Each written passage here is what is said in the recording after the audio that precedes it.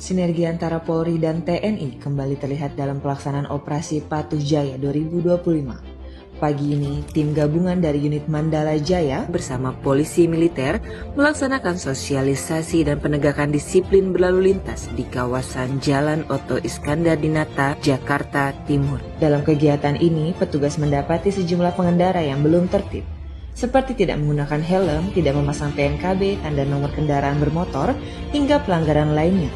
Namun, pendekatan yang digunakan tetap humanis dan persuasif. Tim memberikan tilang teguran agar pelanggaran serupa tidak terulang kembali. Langkah ini menjadi bagian dari upaya membangun budaya tertib lalu lintas yang melibatkan seluruh unsur, termasuk masyarakat. Operasi Patuh Jaya 2025 bukan sekedar penindakan, serta menunjukkan bahwa keselamatan di jalan adalah tanggung jawab bersama.